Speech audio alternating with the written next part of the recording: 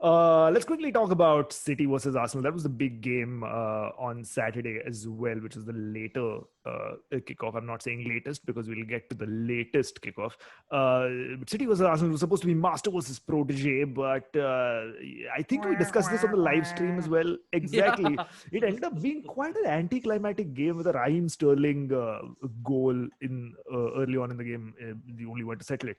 And this always happens. This always happens when two like really tactically, supposedly, allegedly brilliant managers come together face to face. This happened with Bielsa and Guardiola as well. At least that game was entertaining to watch, just because of the high intensity of it. I don't even know why we're discussing this game. Like, there's nothing to talk about. Like, can we move on? No, I have something to say. I feel like actually a lot happened, but we just can't see it.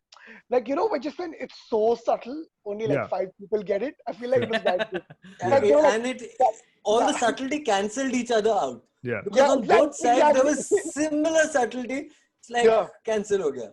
Correct. It's like it's just Left hand the side way equals they right go. hand side. Yeah. वो one goal Yeah. कहीं पे आ गया बीच में. Like they were discussing wind speed. Like that's how subtle it was. we were not there yet. We just cracked a joke.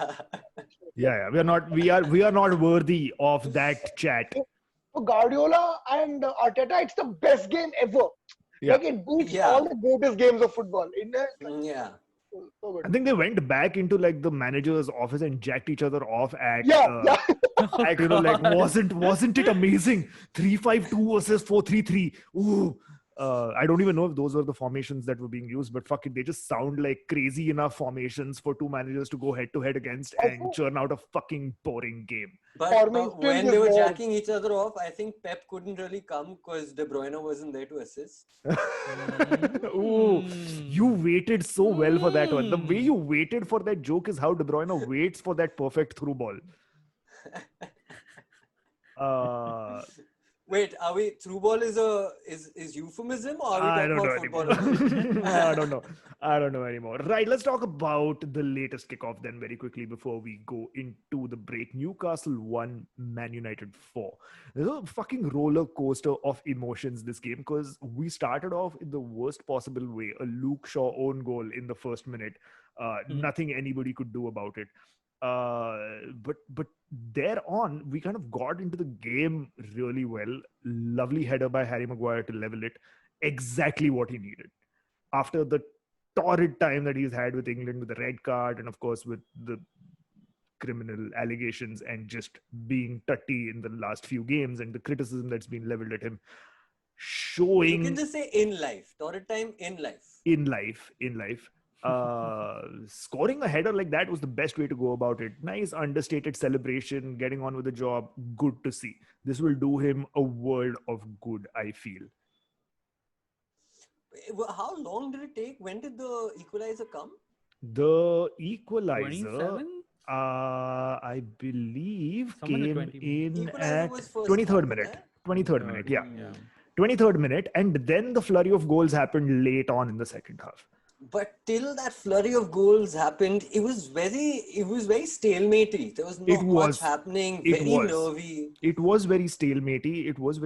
But again, I feel like this is where the tactics kind of did come into play. Now, everybody's talking about why isn't Donny van de Beek starting matches?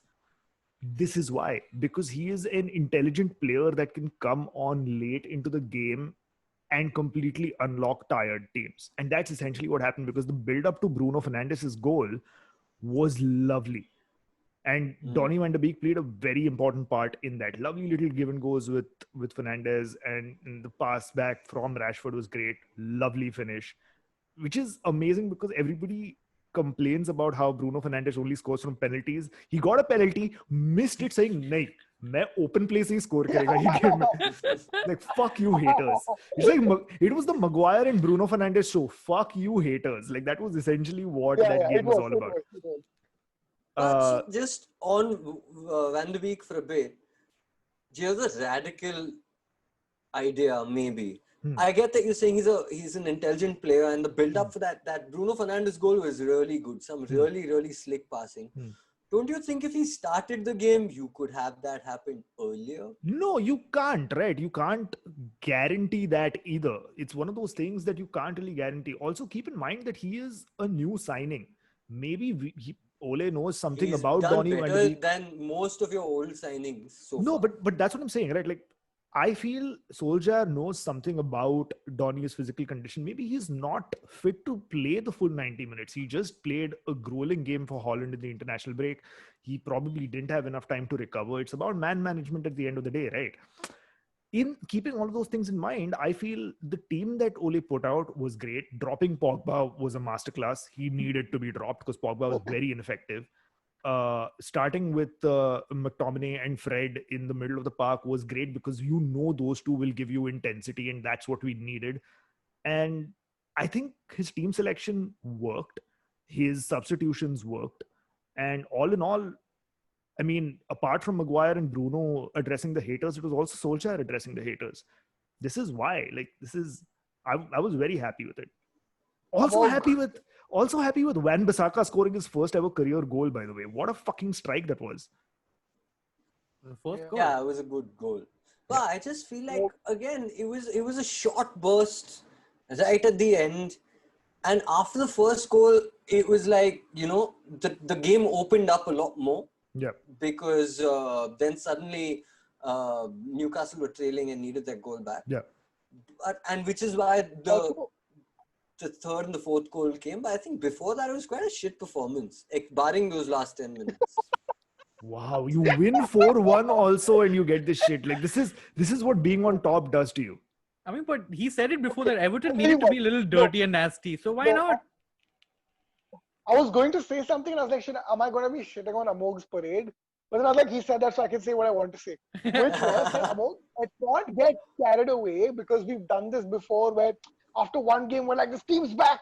After a lost manager, shit. No. Have you heard of Frank Lampard? Have you heard of Frank Lampard? He's going to give away those 3 points. I'm betting on that. Yeah.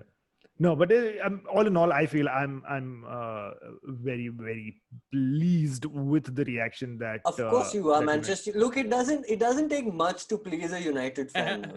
Fine. So I think it was a great performance. But win Mila, so of course you're happy. It's happier than that's what I'm saying. Win Mila 4-1 victory Mila, yaar. Like at the end of the day, 4-1. We're one of the two teams I think who got wins in this last game week.